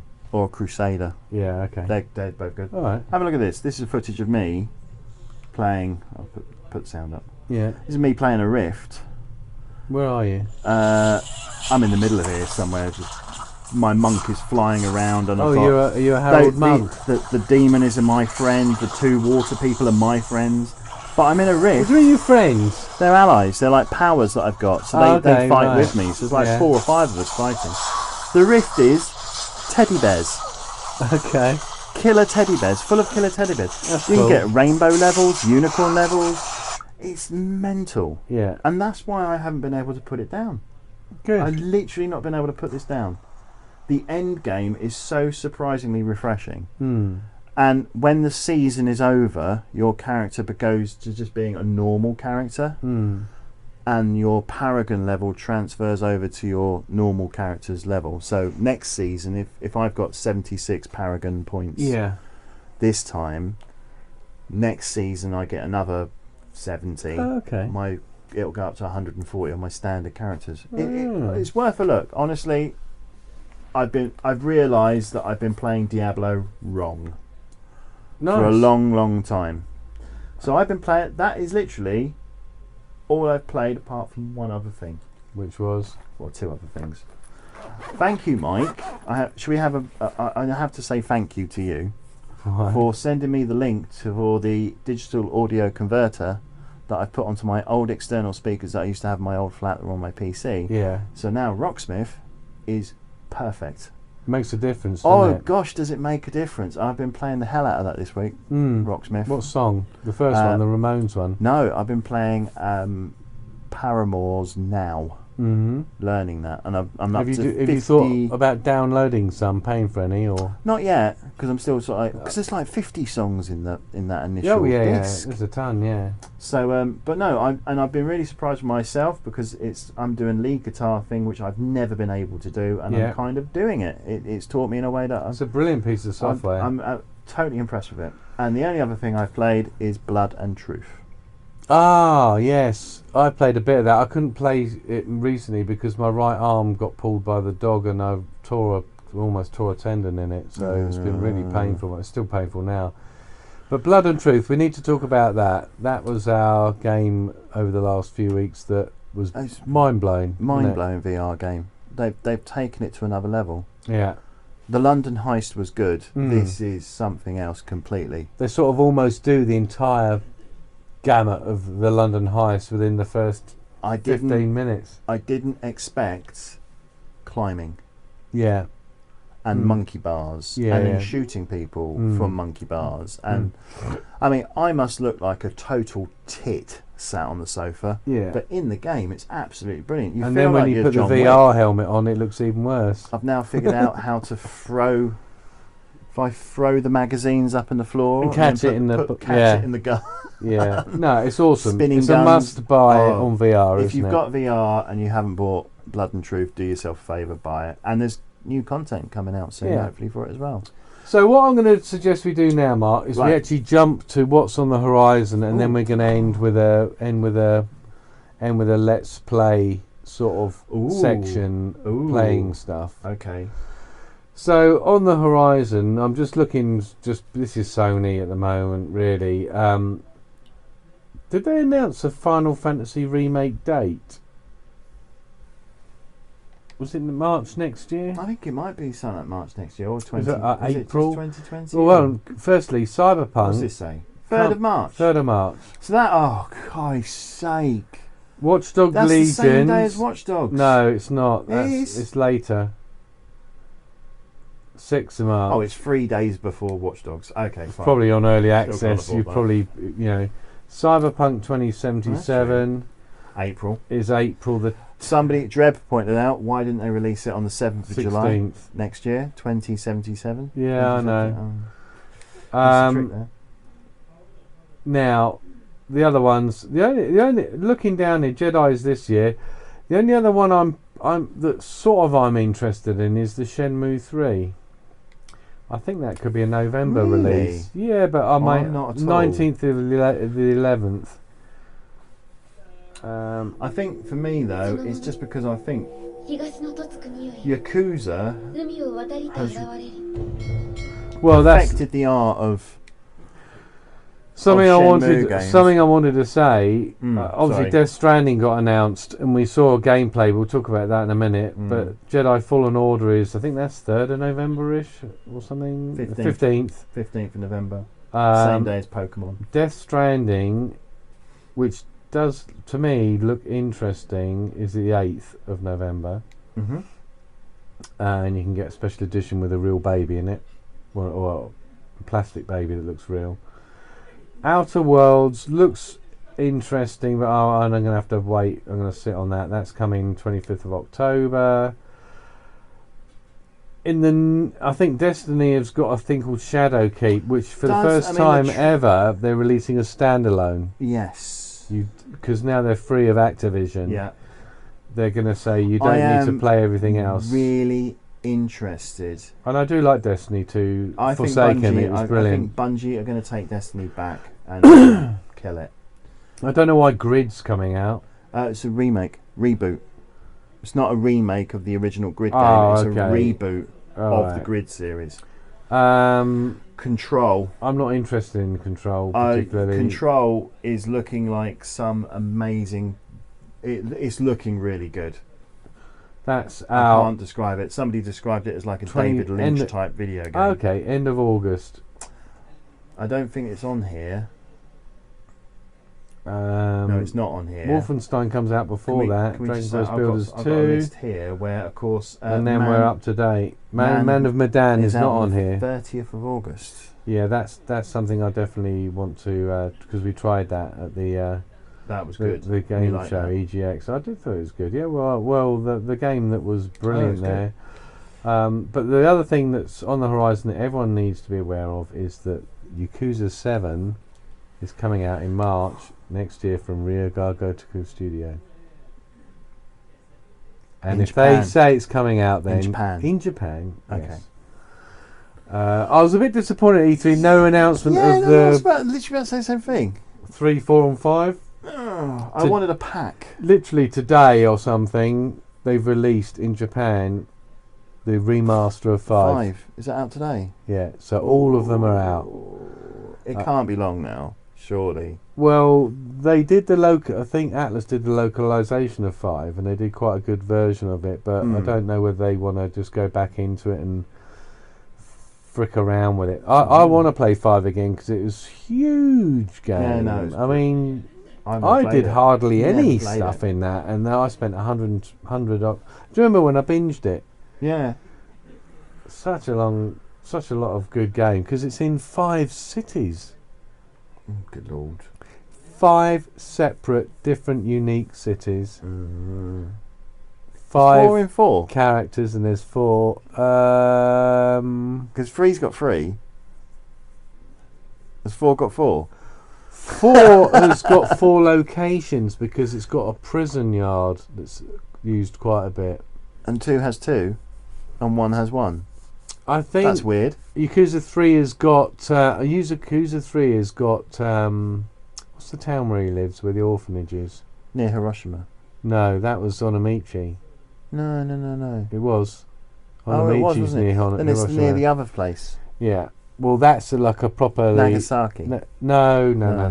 Oh, I can't remember now. Anyway, it's a great little town.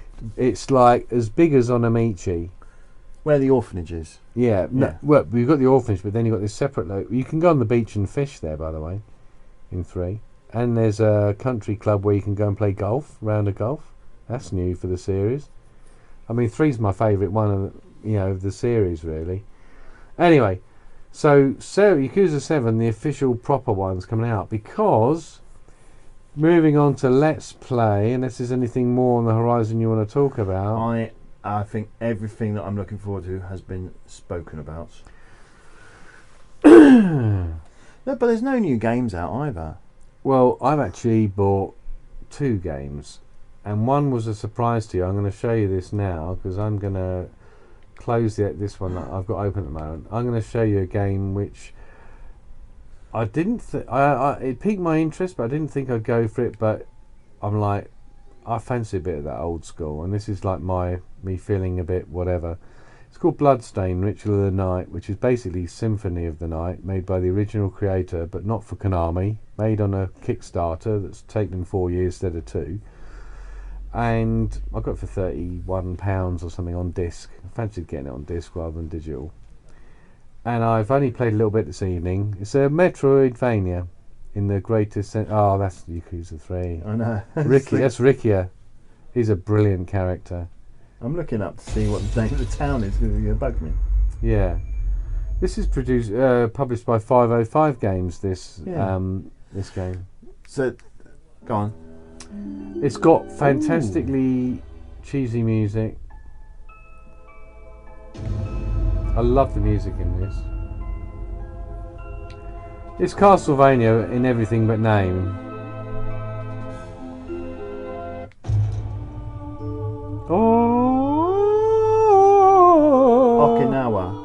Okinawa, that's it.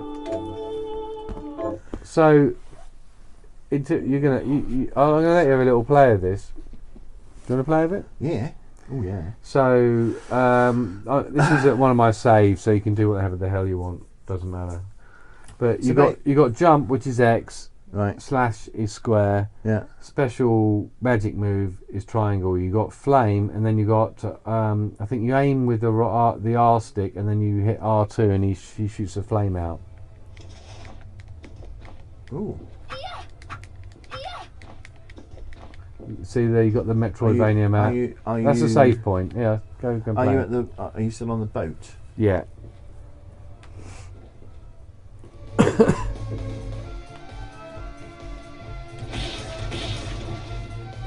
You got to destroy those purple lanterns because they give you mana. All right.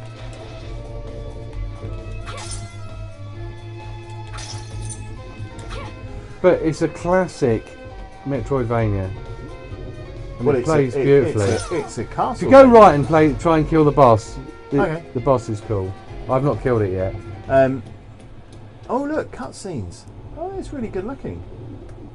It looks a bit like Persona, doesn't it? This is basically the creator of Castlevania. I might have that wrong, but it's the guy who's worked on the Castlevania games. Yeah. Konami didn't want to make another one, so he went and kickstarted this. Yeah. And it's taken years to get here, and now it's here, and it's exactly what everyone wanted now. Tim Sterling loves it, doesn't he? Yeah, he loves it. They also very famously recently they showed footage last year and nobody liked the art style. Yeah. And they've re-changed the whole art style to now a lot better. They made it look a bit more vibrant, haven't they? Made a trailer showing off that old style poop, did new they? style great. Yeah. Really tongue in cheek, but the artwork is fantastic, isn't it? You're here to kill me, aren't you? oh look, skip scene. Then first, come Crummy, we're leaving. I should do acting voiceovers, shouldn't I? Wait! So the character's now trying to fight a massive squid beast with a woman with massive jugs. That's a monster with a horn on her head that looks pretty disgustingly foul. Oh. Remember, you can press triangle for special and R2. R2 is a flame attack, and then triangle is a water attack. That was lucky. I can't see any health bar for this bad guy. I can't hear anything now. No, you just got to avoid the. It's like a woman mermaid with tentacles, Oh, yeah, pink tentacles. We've got to dodge Oh look, she's got a mouth right where her privates should be, which is a bit bizarre, isn't it? Oh, bit you then. Oh.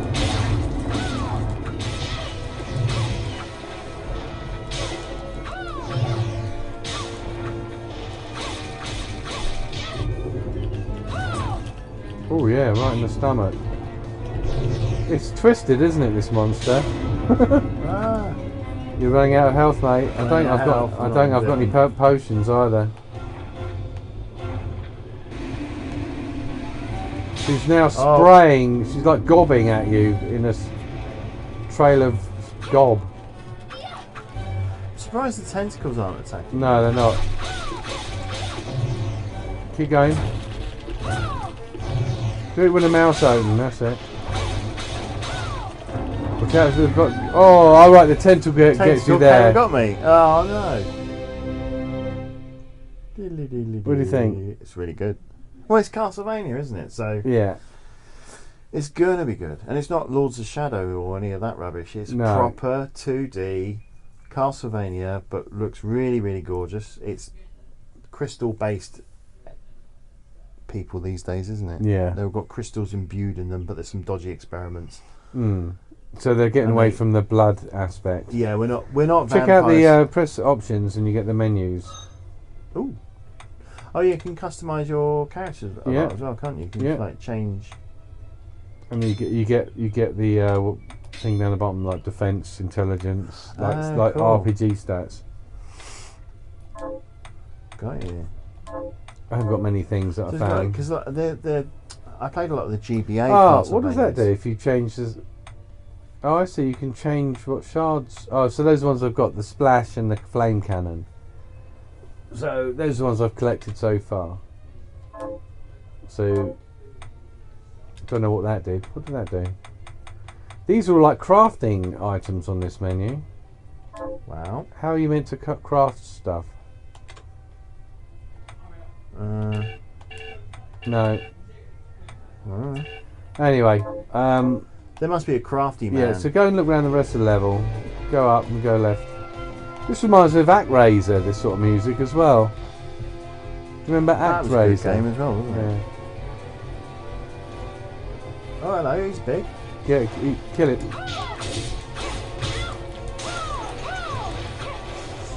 It's got one of these things where if you go out the level and back in again, it respawns all the enemies.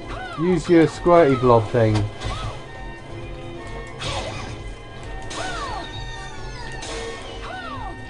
That's it. Oh, they climb up the side of the ship. Yeah. It's like a 2D but it looks 3D, isn't it, in some respects as well. Which the original is, you know, sort of parallax scrolling. Try and get on that mast and then go right and go really high. You can't. You see, there's a. You can get to a room. I don't know. Ah, not quite. You can't quite get there, can you? Every time you kill them, you get blue. Kill the get the lamp. That's it. What's that about? It's got a really vibrant. No, that's just for move. You move that so you can climb up. Oh right, got you. I think you've cocked it up now. You moved it too far.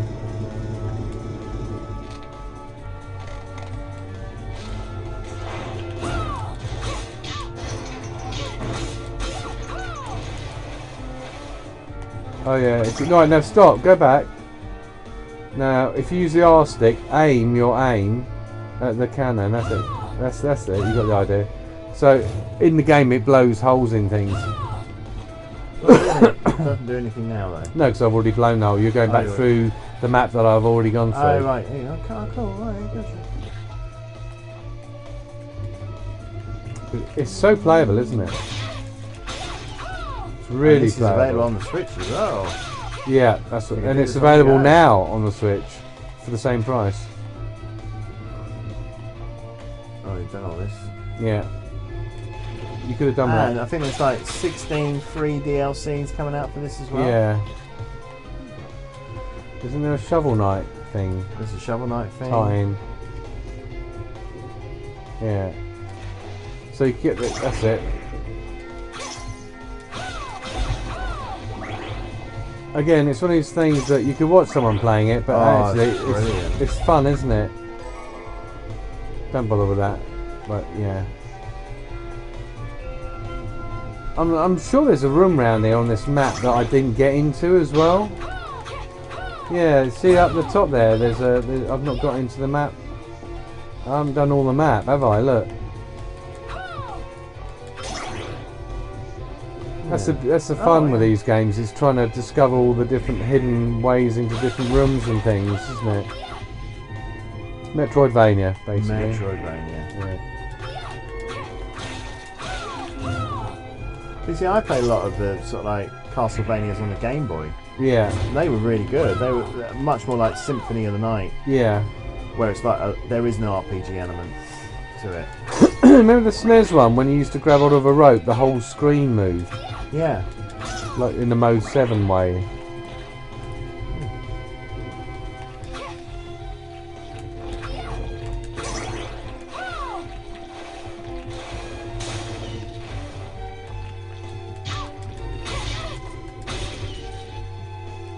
Obviously, you need to play it from the beginning. I think I want to start the game again now I've played a little bit of it. I was just sticking around with it. I just got it today. They're cannons, they shoot things at you if you're not careful.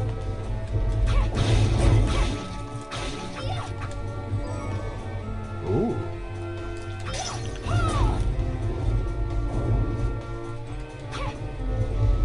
Oh, you bugger there. Cannon scrap you got. Cannon scrap. Whatever that's used for. So the purple stuff beefs up your magic powers. You don't have to shoot them. You can press up to look at books, apparently, and there's another save room. That's where you started. So what's your... Are you going to get this on Switch, do you think? I will get this, yeah. Oh, it's definitely. cool, isn't it? No, I will get it. It's and really apparently good. there's another one as well, isn't there? What? There's another Bloodstained game. They did a prequel game that's 8-bit. So it is like the original NES Castlevania, but it's like a prequel to this game that is actually meant to be really, really good. Oh, okay. They brought that out like it was a Kickstarter bonus for people, but then they brought it out on the Switch for like £10 or something.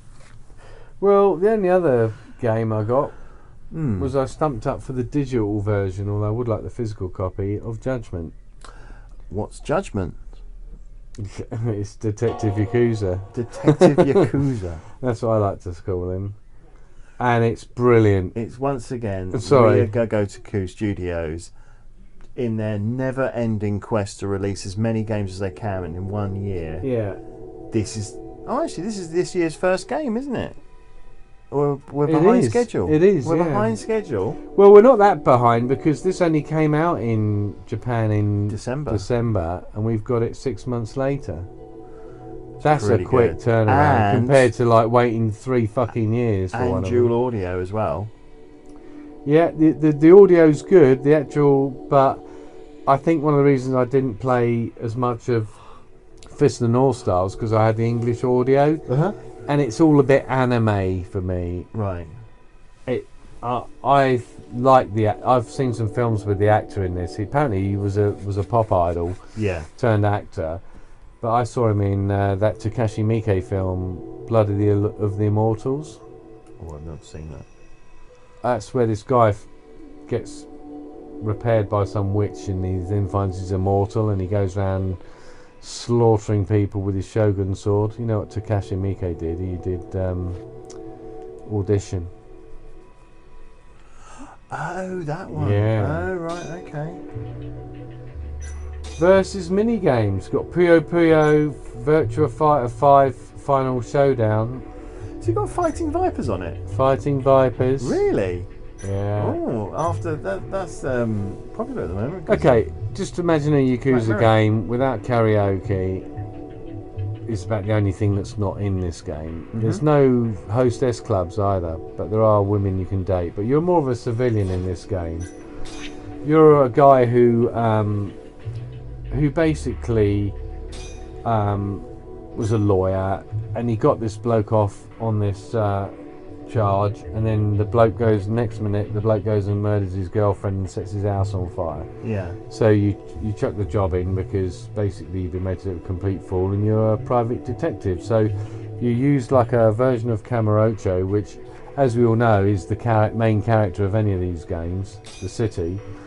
And you go around taking on cases whilst trying to solve an overall story arc of a serial killer going around removing the eyes of various Yakuza members. So there are separate cases to do. Oh yeah, lots of side mission. Well, what they said is there's up to 50 people you can befriend in the entire city, and they're all side missions. And they also give you bonus, like if you're having combat, in front of people or whatever, they may assist you and stuff like that. It's got a noirish palette to the look of Kamurocho, and they have changed it quite a bit. You have your own office, which I have here. You can play a pinball machine. As with these games, it only unlocks stuff. It drip feeds you to begin with to get you into the game. You've got a record player you can play stuff on. And when I came out of here the first time, because I've got a Ryoga Gotoku game, like Yakuza 6 or Kiwami, it gave me 50,000 yen in the box for free. Very nice. So I got a bit of cash to buy some stuff to stop me from dying in any fights. But it's the Dragon Engine reiteration that looks even more incredible than the last one. You can't drink from vending machines. There's drone racing, there's a VR place you can go to and experience some weird version of the city in VR. The best part they have kept from Yakuza 6 is you can track down cats. Cat Cafe's back. Amazing. So, yeah. Oh, do you know, that's a good reason to go back to to go back to Right, Yakuza 6. we're going to fight these dudes. I never got all the cats. Oh, I like the new fighting style. Because I mean, this guy, he's not as strong as Kiryu, so he's quick. More, he does. Well, you got this blue. When I'm kicking them, they're all blue, right? Now, if you press down on the D-pad, you change to Tiger, right? Which is more of a one-on-one style. So you've got two styles. Okay. So crowd clearing style and a single fight style. Power. Oh yeah. Yeah. Power versus speed. Can I go in there? No, I can't go in there. Okay. We're going to go in some weird place in here. Oh, the lighting's really good. The lighting's fantastic. So this isn't out physically until Tuesday. Correct. But because I pre-ordered, I get a nice little background. Oh, taxis. Oh, what's down there? Can I go down there? Can't go down there. You can never go down there. Okay. But they have. So this is now the most. This is the most recognisable city. recent version of Kamurocho available, isn't it? Because this is 2018. Yeah. Oh, yeah. They've tweaked it since Kiryu was there in 6.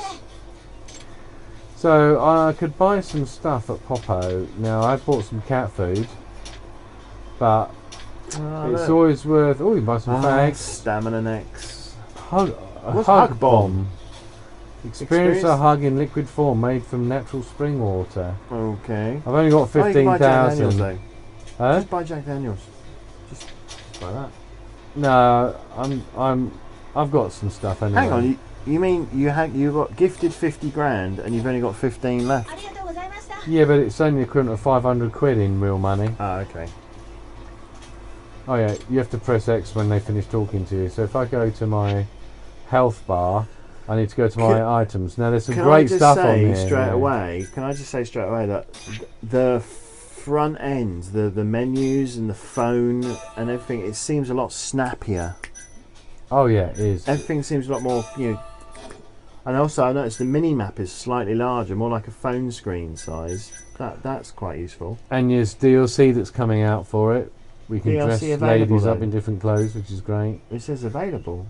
Well, it's not. Oh, probably because it's on Tuesday it'll be available. You got this weird thing. Apparently, you can go on to this thing called Kamurocho Go, and you can actually invest in startups. Oh, there's something. Oh, right. I was going to say this is like really Pokemon cool. Go for Yakuza. Yeah. Oh, right. So these are pictures of all the places you can visit. Mm-hmm. Shop missions. Batting centre. So you got the batting. You got darts. Still baseball then. Club Sega. Let's go and check out what's in Club Sega. I'm not at Club Sega, am I? Yeah, it's the next one out. Obviously, there's a few eateries here. As usual, there's lots of places to eat normally.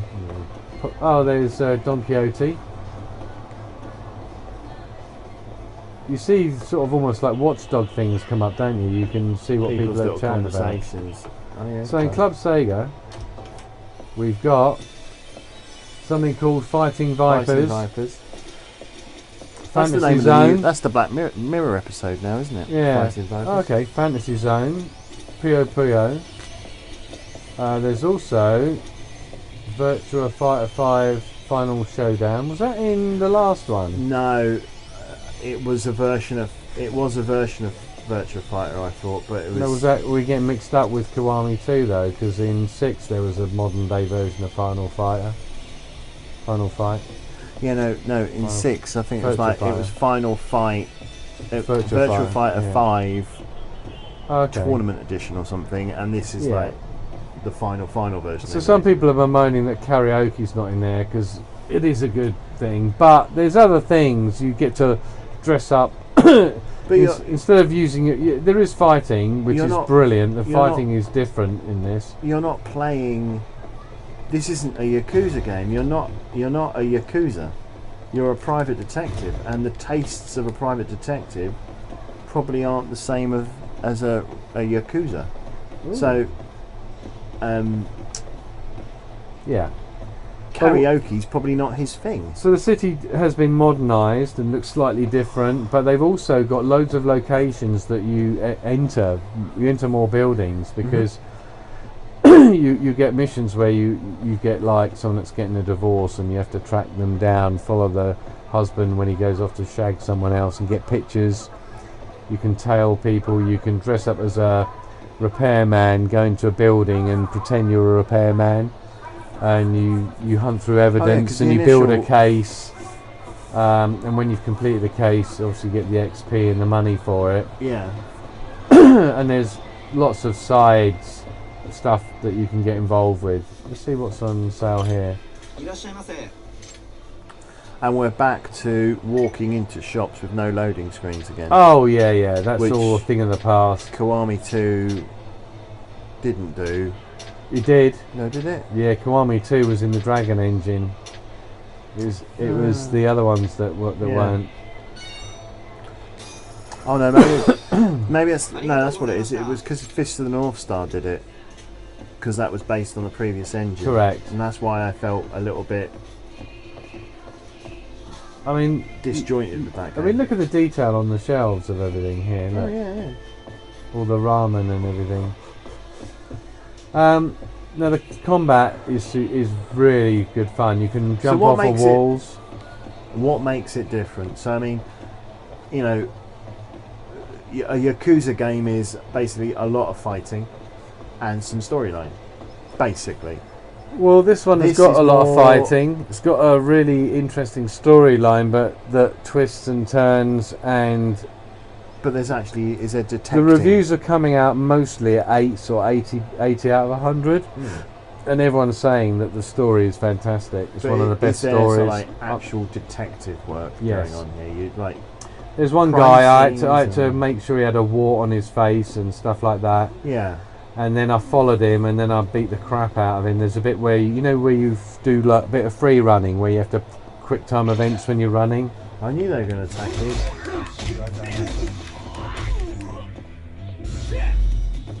Right. The one thing I need to show you is the way you unlock abilities. Alright. When they glow red orange, they can do you damage, which permanently takes away some of your health bar. They do damage to your health bar that you can't recover by eating food. Yeah. Now, one thing I want to show you is the skill tree. It's so much easier now. You just go. Oh yeah, You just tick what you want. So yeah, now there's no weird circles. No, you haven't got it. Nothing's. Everything is sort of pretty much available. You get what you see. Yeah. You see what you get, and there's the price. It's easier. Yeah. Acrobatics, flying, mounting punch. He climbs onto an enemy and desperately punches the crap out of them. That's what it says. It does actually say that as well. I'm going to get that. You need to get the one that jumps off walls, because that's the thing that everyone talks about, jumping off the walls. I like the way that upgrades as well.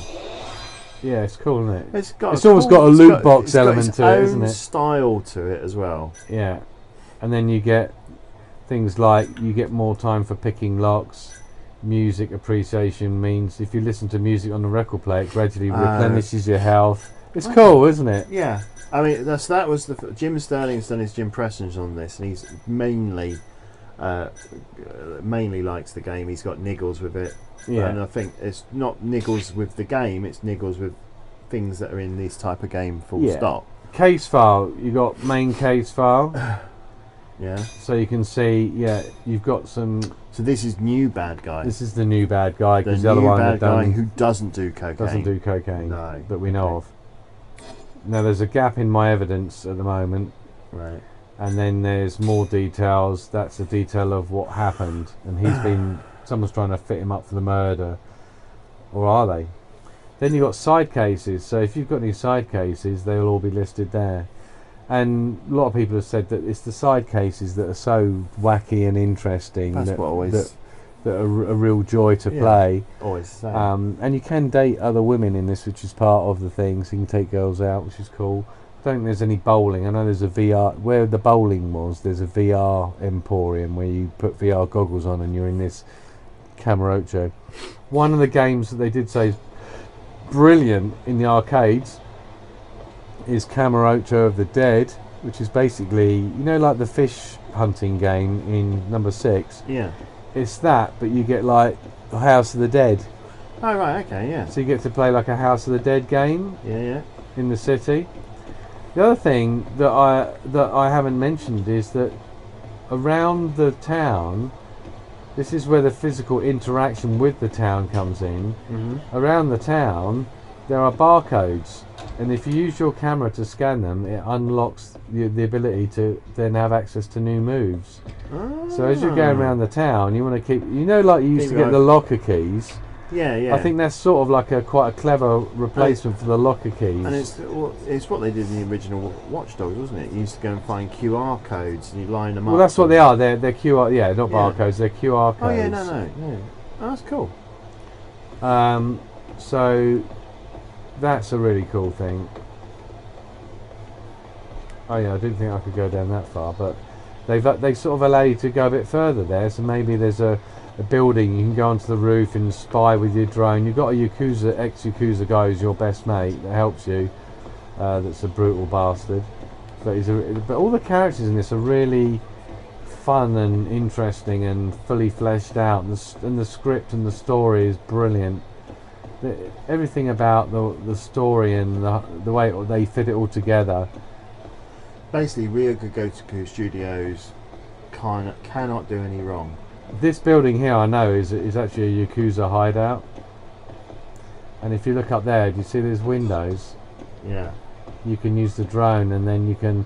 What I've seen is a mission where further down the road here, what you do, you want to get in the building. So what you do is you blow up this, you kick this air conditioning unit, which in all Yakuza games is just a piece of real estate you never touch, but you smash the shit out of that. Yeah. And then you put on like a set of overalls and you pretend you're an air conditioning man, and then you sort of infiltrate the hideout. So the drone, can you use the drone whenever you want, or is it no, it's at specific times. But the drone racing is meant to be better than pocket circuit racing. Yeah.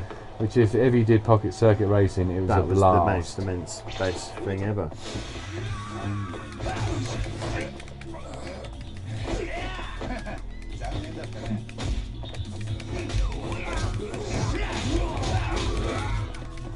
It's a lot more fast and fluid, isn't it? The kicks and then.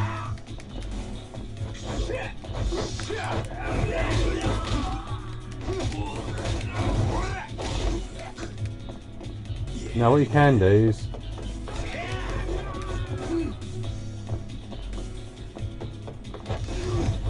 well, there you go, running off the wall. Yeah. Awesome. So you run, but I haven't unlocked enough yet. You've got to take these dudes out that start glowing orange really quick because they will mess around with your health bar. Bandit. So it's added another strategic element to the game. Yeah. That you are more. You're not like Kiryu, who's like impossible to kill virtually. You are actually mortal, and if you want to go and heal yourself up, it costs a bloody fortune. We're talking 40,000 yen. You know, this looks like an internet cafe, doesn't it? It's a bit seedy, doesn't it? So hopefully there's plenty of seediness in the game, which is, you know, what the crime infested place that this is. Mian calf. There you go. Oh, pretty tats. Well, there's quite a few in here now. Yeah.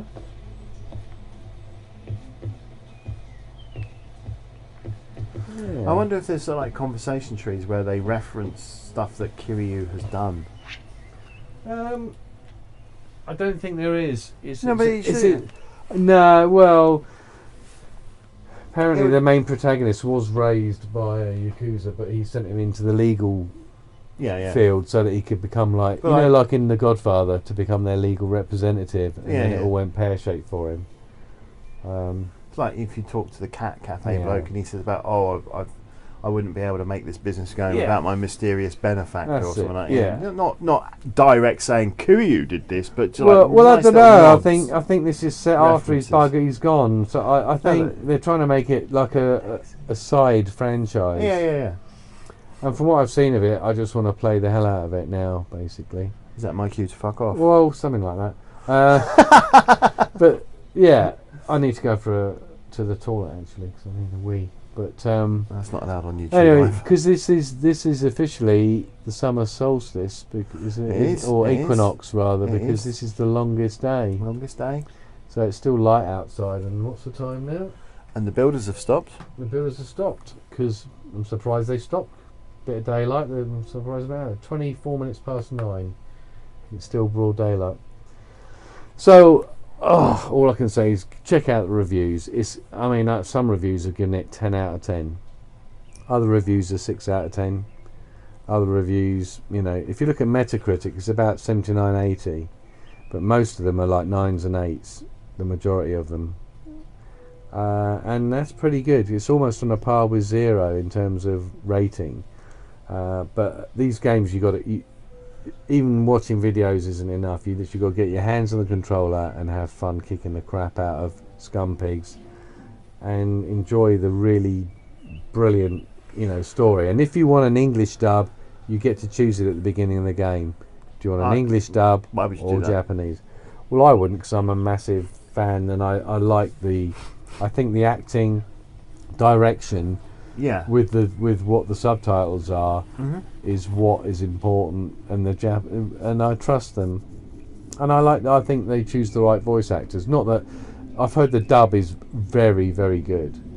It's almost like worth playing it through again. They've promoted the hell out of the dub as well, because they want people to try this. Because this is great. Because it's a great stepping on point for anyone that has been like, there's so many Yakuzas, I'm not going to know what the fuck's going on.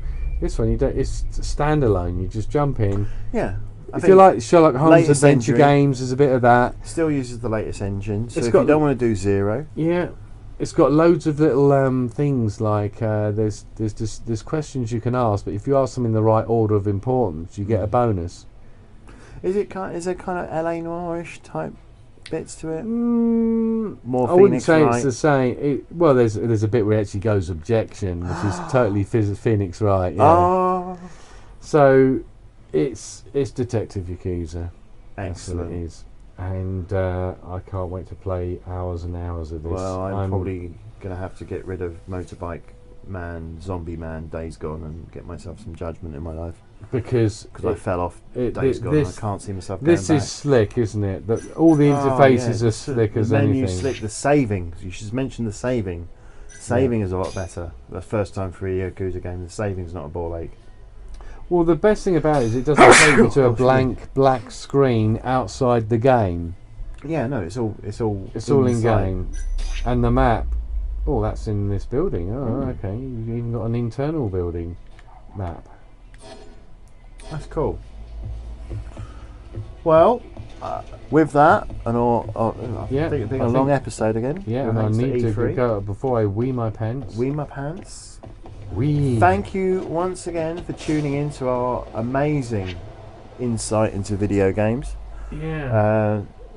We'll be back with more popular opinions and ranting about things we don't like. Our recommended buys this week are Judgment, Bloodstained, and Bloodstained, which is on multi-formats.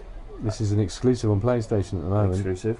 And anything else on the Switch that you can think of? Mario Maker 2 is out next week.